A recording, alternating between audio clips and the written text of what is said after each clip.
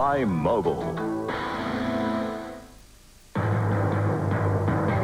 This is the 10 second edition news with Anne Fulwood. Good evening. In the second edition news tonight, hostage John McCarthy returns to British soil. Liberal leader John Hewson rallies his troops in Sydney, and the chance for everyone to join the church of Elvis Presley. First up, British journalist John McCarthy is savouring his first taste of freedom tonight after more than 5 years as a hostage of a Lebanese terrorist group. The Islamic Jihad released him last night, and in London, celebrations were well underway by the time he set foot on home soil. Home from an ordeal that few can comprehend. Home to family and friends unseen for more than 5 years. For John McCarthy, this was the flight of a lifetime. The RAF VC-10 had taken some 6 hours to fly from Damascus. It landed at 18 minutes past 10, 2 minutes ahead of schedule. The attention of the world was focused on the aircraft as it made its way across Lynham's tarmac. During the flight, the 34-year-old former hostage had slept well. He'd also enjoyed one of his first meals in freedom. And then the sight everyone was waiting for, John McCarthy himself. Pausing briefly to thank the crew who'd brought him back, he emerged to face his life again.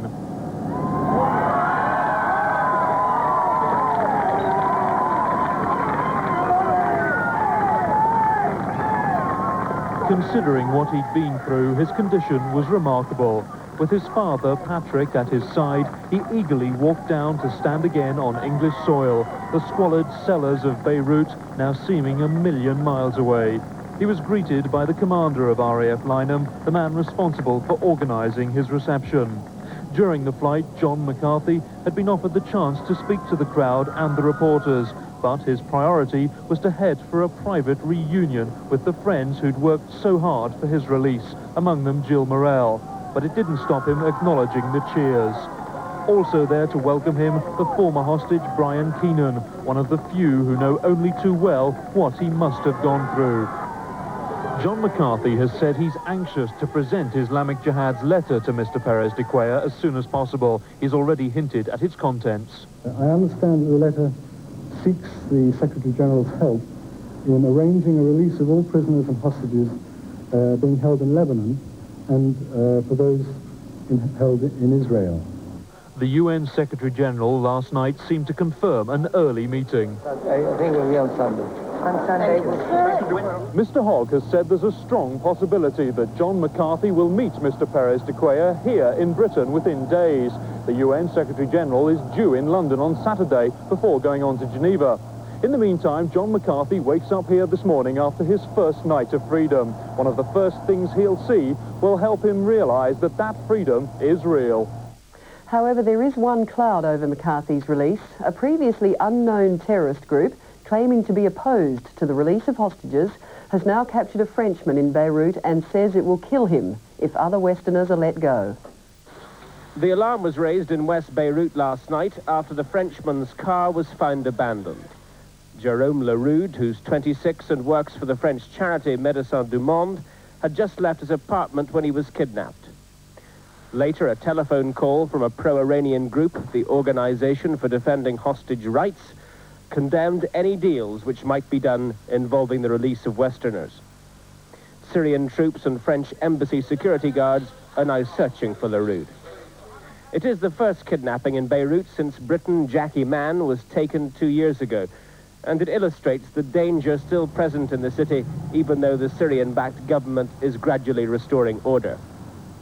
In Damascus, there is still no confirmation that another hostage, possibly American Terry Anderson, could be freed. His picture was attached to Islamic Jihad's statement 3 days ago.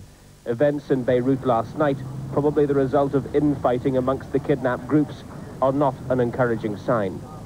Meanwhile, the pro-Iranian Hezbollah's spiritual leader, Sheikh Fadlallah, has repeated his condemnation of hostage-taking.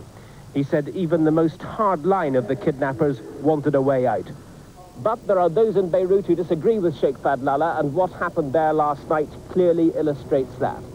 There is no more word here of the possibility of another hostage being released, maybe an American, and everyone awaits further contact from the kidnappers' Islamic Jihad. The key to any future progress in the hostage dispute now lies with the Israelis. The terrorist groups say it's unlikely any other Westerners will be released until the Israelis show some good faith. The Israelis would never admit to releasing Arab detainees under outside pressure, but it has happened before. In 1985, during the TWA hijack in Beirut, Israel freed large numbers of Lebanese Shiites, on the face of it in exchange for 3 of her own captives. This time, the return, or at least an accounting for, of 7 missing Israelis is required. 3 lost during the 1982 invasion of Lebanon, the others in 1986. The perception here is that they are equally important and the vital keys to any hostage exchange involving Israel. We're prepared to enter into agreements to release these people in southern Lebanon, Shiites, Lebanese, in exchange for, of course, the return of our own boys. We naturally want to see that happen. And if in that process there is an arrangement where all the Western hostages go free, so much the better. We're very much eager to do that.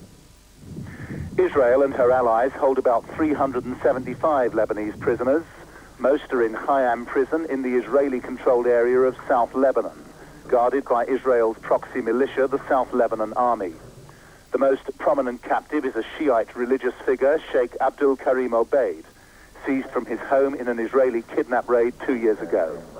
After the break, John Hewson tells his troops to stand by the consumption tax, and angry shearers fight weekend work and the Kiwis. All right, and we want you to come and answer a few questions. Come on, parasites, get out of here!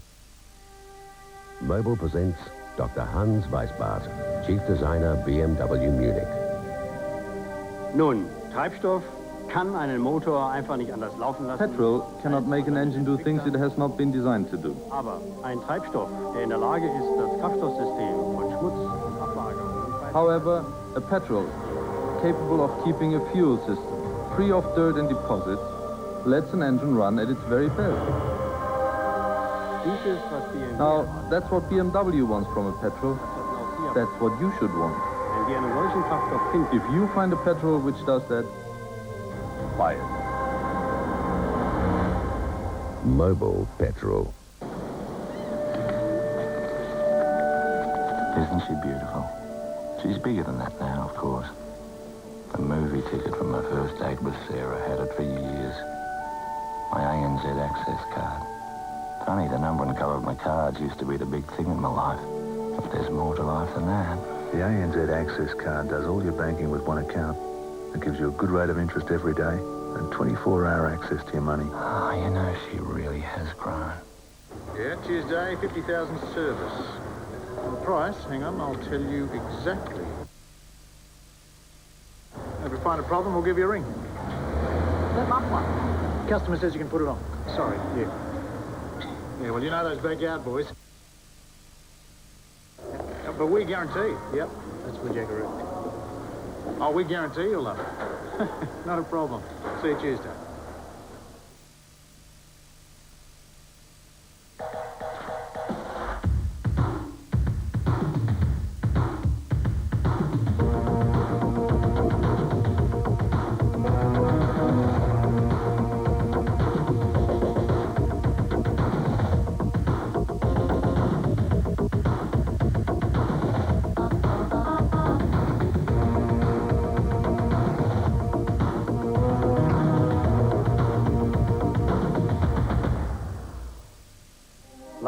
At BMW, performance is not about power. It's about your car always running as well as it possibly can. But of course, you should choose the right petrol. Mobil Petrol. Look, JR's back. Hot. Damn, that's terrific. The man you love to hate has returned. Well, doesn't that sound interesting? Dallas. We're on the verge of something big here. Saturday, 7:30 on 10. Federal opposition leader John Hewson has been cracking the whip tonight. He's called for full support from the Liberal Party for his consumption tax. He's concerned about what he calls the party's waverers and claims they are threatening the party's challenge at the next election.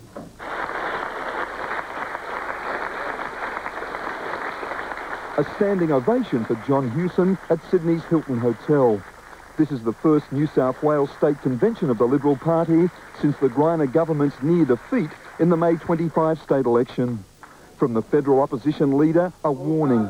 The party must lose its complacency, listen to the people, and stick to its guns on key issues like the broadly based goods and services tax. It's not a time to lose your nerve. It's not a time to figure that you can back off and become populist. It is simply a time to get on and do the job.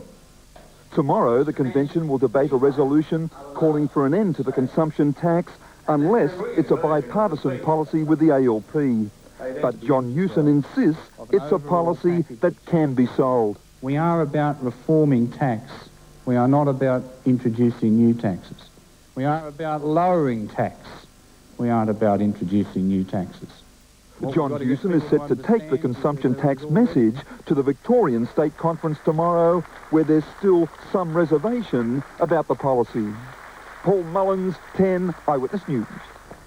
Australia's Consumer Affairs ministers have agreed on draft national legislation providing uniform credit laws. But there is concern that we may all pay for the privilege. A 6-hour meeting of Consumer Affairs ministers ended years of haggling between the states. Uniform credit laws, which could see many people saving money. But Tasmanian Liberal Senator Jocelyn Newman has questioned whether we've been paying all along. Expensive meetings in upmarket hotels and even overseas. The same question has also been raised for our police ministers and our attorneys general. The cost of better government, about $200,000 a conference. Also on About Money, angry shearers. They marched to the Farmers Federation headquarters protesting over planned weekend work. Oh, parasites, get out of here! The shearers are also upset over the annual invasion of New Zealanders who this year may face more than sheep. There will be clashes of fists between New Zealanders and Australian shearers. And the fists are set to fly outside a Melbourne brothel after continuing protests by residents. In a flash of inspiration, they've been taking photos of anyone entering the premises. Alan Russell, 10 Eyewitness News.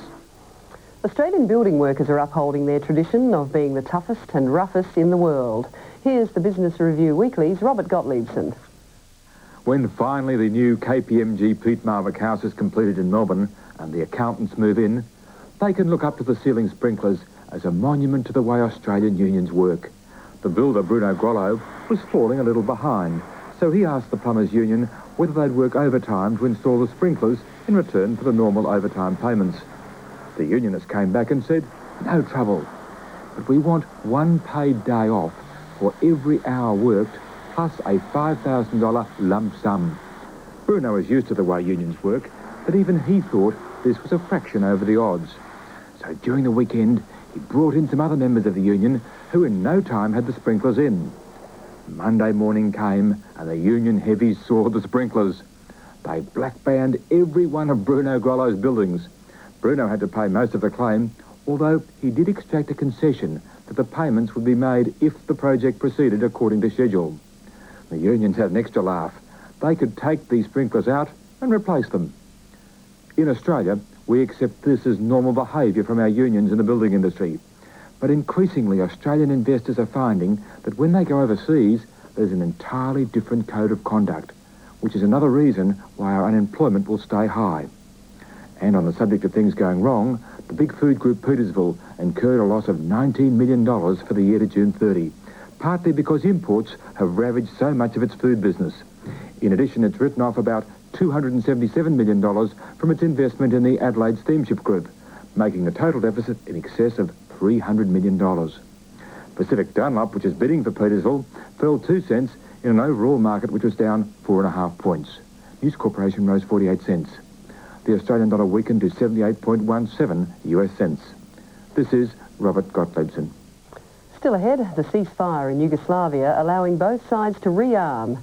And the first church of Elvis Presley, with no shortage of worshippers. By studying 24 hours a day, you can get a sermon, confession, catechism, photo opportunity with the king, and for 3 extra cards you can get married. It's cheap, not legal. Better? Good dog. Or for worse? I mean, are you sure it was Buster? You also mistook my closet for a fire hydrant. He's Kevin's best friend. serious, okay? It's not funny. The Wonder Years, 6:30 Sunday. Fire ceremonial salute. Then at 7:30, See the angle. Fire the salute, Private. Frank Burns is calling the shots. MASH on Target for Laughs. Sunday, 7:30, following The Wonder Years on 10.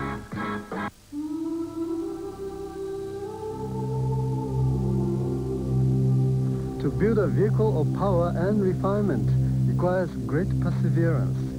Here is a car for those who admire similar qualities.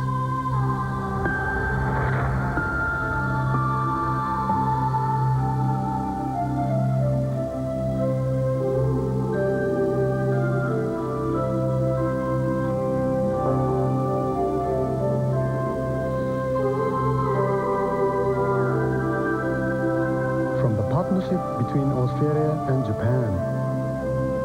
A new Gerada V6. Please consider. Botany Green. It has to be seen. There are family homes or homes for just the two of you. The display village features a solar-boosted electric hot water system. So for value and selection, visit Botany Green Display Centre. It has to be seen at the corner of Bellato Road and Arcadia Street, Carrum Downs. Open 7 days a week, from 10 a.m. to 5:30 p.m. Now any phone can be like your own office phone, with a Telecom Telecard. Using the numbers on the card and your private PIN number, you can make calls from any phone anywhere in Australia or overseas, and have the charges billed to your business or home account. Very efficient. Very convenient. For more information, call 008 032 032 now. Telecom Telecard. Any phone, anywhere. Marble Effect is over-manufactured and must turn stocks into cash. Vanity units are half price. It's stock only and hundreds from which to choose. Half price. No offers, no checks, cash or credit cards only. All goods must be removed from Marble Effect within 48 hours. Spa baths, spa pools, shower cubicles, taps, baths and shaving cabinets, 1/3 off. Remember, vanity units, half price. Only whilst existing stocks last. Only at Marble Effect Springvale. The 10 Second Edition News, brought to you by Mobil. Overseas now, and the warring ethnic groups in Yugoslavia are not complying with the spirit of latest attempts at a ceasefire. Both sides are using the lull to build their strength for more fighting. It's quite a show the Croats put on, with uniforms, drill and pageantry to reflect their self-proclaimed independence. But the Croatia that all this symbolizes is actually 15% smaller than it was before hostilities began. Even at this time of ceasefire, there's more serious soldiering to be done, and Croatia's forces are on the defensive. Stepi Mesic, the Croat, who also happens to be president of Yugoslavia, warned that Serbia was massing its forces. Large-scale mobilization is going on in Serbia. Also on the borders of Serbia and Croatia, large military units have been deployed, and quite a few conflicts have broken out there. In the 2 days since the ceasefire, neither side has pulled back an inch anywhere. Ivan Babetko, the Croat member of parliament who coordinates his country's defenses, doesn't see that as an option. For him, it's just a question of not trusting the Serbs. Every contract about the peace, they broke. And we haven't guarantee that in the next time they that they won't attack us. But the fighting can break out again at any place and any time. The Serbs and Croats have each other in their sights and have reached no agreement on how to police the fragile ceasefire between them. For Elvis Presley fans around the world, next week is a sacred occasion, the 14th anniversary of his death. Many will make the annual pilgrimage to his Memphis mansion, Gracelands, but others will go to church, Elvis style. Oh, baby, baby, baby, baby, baby, baby, baby, baby, baby, baby, baby, baby, baby. I can't believe how everybody's just over Elvis. I never thought it would be like this. I mean, it's unreal. I just couldn't believe it. I couldn't come to America without coming to Graceland. We just had to do it. Elvis never came to Australia. so we have to come to America. And at the first 24-hour coin-operated Church of Elvis, things are whirling.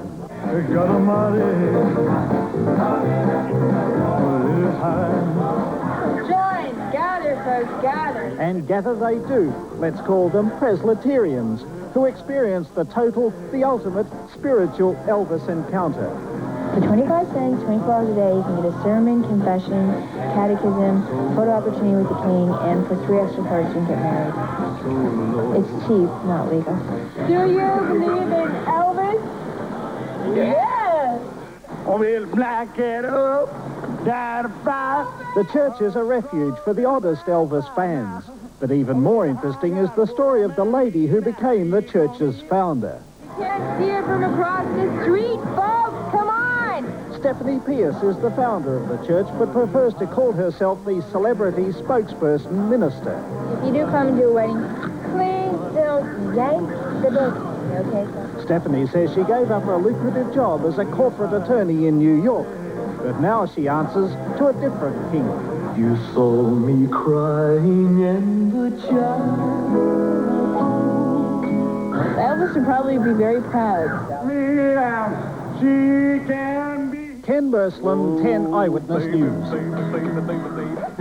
And starting on Monday at 5 p.m, Channel 10 has a special series, Elvis, Good Rocking, The Life and Times of the King. That's on Monday at 5 p.m, all next week on 10. Still to come, Ray Wilkie with the weekend weather and the radio station, which has a 24-hour commercial break. Exit 10, Adel, Georgia, where true Southern hospitality began. Confucius say, if you stop at Exit 10, you want smart cookie. Seize the day. What are they? With some real A men. bunch of pansies. Hollywood hunks. Tom Berenger, Charlie Sheen, and L.A. Law's Corbin Burnson for the first time Sunday on 10, Major League. Hyundai run-out days are on. Sporty new S Coupes are now only $17,990. So run in before we run out. All day, every day. Hyundai. Do you have shares that pay dividends? Do you want your dividends to be automatically taxed at 48.25%? Then quote your tax file number to your investment body. It's your choice. Whoa, they are weird, man. You said it, baby. Hey, yo, what's happening? It's gone dark. Whoa! You disappeared. Great, my old lady's run out of tape again. Wish we had a Sony Video 8 camcorder with 3-hour recording like your folks. I bet you do. Video 8 camcorders. Twice the recording time of other compact video cameras. That is cool. The following is an urgent message from Sydney at Sydney's Lounge Discounters. Sydney's Lounge Discounters wish to advise that their 2 showrooms at Princess Highway Springvale on Murray Road, Preston, and their new clearance centre at Frankston Dandenong Road, Dandenong, are open this Sunday, yes, this Sunday, 9am till 6pm. The Melbourne public are now free to select from over 2,000 lounges, including sofa suites, at their leisure on Sunday, yes, this Sunday. Sydney's Lounge Discounters are open every day of the week, but please be aware they are open this Sunday, yes, this Sunday, 9am till 6pm. Somewhere on planet Earth, a scientist creates the ultimate machine. At last! A machine that will give him the power to journey into the mega world with thousands of colors, 16-bit graphic technology, and 10-channel mega stereo sound. The most advanced video game system in the universe. Yes! Mega Drive from Sega. You can drive my car. Why wouldn't you? During the Holden Verena run-out, you can pick up a new Verena for just $12,850. Yes, I'm gonna be a star. Naturally. Imagine Australia's most economical 4-cylinder car for under $13,000. You know what you can do? Baby, you can drive my car. Baby, I love you. The Holden Verena run-out. It's unbeatable. Beep, beep, beep, beep. In sports news, Australia's Greg Norman is sitting 3 strokes off the pace in the USPGA. Masters champion Woosnam shares the lead with American Kenny Knox. They hit 5 under par 67s. Out early in the day, Ian Woosnam regained some of the form which saw him win the year's first major, the Masters. And if the little Welshman's putter continues to run this hot for the next 3 days, it could be that he might win the last major of the year. Your head up, yes. There were only 2 eagles during the first round, one of them going to joint leader Kenny Knox at the 17th. Well, Jim Nance Knox produced a great scramble at the last, a 5-under finish being a great result when you consider he was 2 over after 8. But then the weather turned foul. Crooked Stick was pounded by a fearful storm, and as was the case in the US Open, lightning struck a spectator who, despite urgent medical attention, died later in hospital. The storm left the course in less than ideal shape, but instead of worrying about it, Payne Stewart let it help him. Shot. Oh, he was helped by the lead. Talk about turning a new leaf. Jack Nicklaus had a first round of 71, 1 under par, and the Golden Bear produced some great saves, including this one to save par on the 6th. It's hard to remember the last time that Sandy Lyle was in contention in a major, but a 4 under 68 gives him a great start, while Greg Norman's 70 gave the Shark a much-needed boost in confidence. And also lurking behind the leaders, Nick Faldo. By his standards, 1991 has been a disappointing year, but an opening 70 gives him the foundation to still achieve a major victory. Peter Donegan, 10 Eyewitness News. And now here's Ray Wilkie with the weekend weather. Thank you, Anne. Good night, everyone. Well, there's not much to talk about tonight, but don't leave me because you may pick up a few clues, mightn't we? Let's have a go around the Australian. What have we got? Pretty well fine, ever you might like to look. Down here's a few showers, just the tail enders coming through. A little bit of snowfalls on the highland regions. Mind you, 10 to 15 centimetres up there at some of the alpine areas. And they tell me there's quite a lot of good snow all the way at Threadbow from top to bottom. So there's good snows down there. And the weekend, of course, with the winds dropping off further, going to be great conditions. But today, that's what we had here. Mainly fine in all capital cities. There were some showers in Melbourne there, gave a couple of millimetres of rain, and around the Alps. And you can see the temperatures there for yourselves, just about normal wherever you like to look. And see the clouds, and the low has gone right away. If I can get out of the area, there it is there, right down there. So cold air here, you can see the cumulus and stratocumulus type clouds. Just a few showers we spoke about. Let's look at the chart. And, of course, we're under the influence, or becoming so, Adelaide certainly is in South Australia, of this big pile of air, 1,035 hectopascals it weighs. And, of course, in the centre of that, there's no air at all, no wind. It's quite calm. Out here, there's a little bit wind, a little bit more, until you get out here, of course, that's where all the swirl is. See what will happen tomorrow. You'll find the centre coming this way, so the stiller conditions will be coming eastwards through New South Wales. Should last most of the weekend, but, of course, with the wind dropping off, the nights are beginning to become much cooler, but weather will hold fine. Let's look at the forecast chart for tomorrow. Where's all the rain? No rain anywhere. Fine, fine, fine, fine everywhere. So let's chalk it up. It mightn't last too long. Enjoy the weekend. I'll see you again Monday, I hope. And have a good weekend, Ray. Finally tonight, residents of the small American town of Adel in Georgia are not too happy about their local radio station, where once they had country and western, now they have 24-hour continuous commercials. It's the mass of billboards that catch your eye first, then you tune in. Stop by and rest a while at Exit 10, Adel, Georgia, where true Southern hospitality began. And you've discovered a radio station with non-stop commercials. The famous King Frog restaurant is waiting for you. If your fuel gauge is in the red, then pull off at Exit 10 in Adel, Georgia. No music, no news, no weather, just commercials. Stop off and spend the night with us. Perhaps the only station of its kind anywhere. At the famous King Frog, the jeans are stacked from floor to ceiling. That's always good to be at the King Frog, isn't it? John Williams owns most of the businesses around this freeway exit, and recently he bought this radio station, which he changed from country music to solid commercials. Being in the billboard business, we're really taking radio and expanding our promotion ideas. 7 days a week. The station is automated, no disc jockeys. A computer disc does all the work. I-75, Adel, Georgia. Thank you for listening to Exit 10 Visitor Information Radio. Once upon a time, such a station would have been illegal, but in the United States now, there's no limit to the amount of time a station can devote to commercials. Some travelers like this visitor information radio. We saw the sign there with the radio station, so we started listening to it as soon as we hit the Florida line. Excellent gimmick for people coming off the highway for good publicity. But the residents of this small farming community, people who used to listen to the station for music and news, are not happy. And I get all my news, all my church news, when we're going to have socials, or what's going on at the park. It sounds like a broke record. It's the same thing over and over and over and over. John Williams hopes he can attract so many tourist dollars through radio commercials, people will forget they've lost their station. Confucius say, if you stop at exit 10, you want smart cookie. Ken Burslam, 10 Eyewitness News. And that's the second edition news. I'm Anne Fulwood. Have a good weekend. Good night.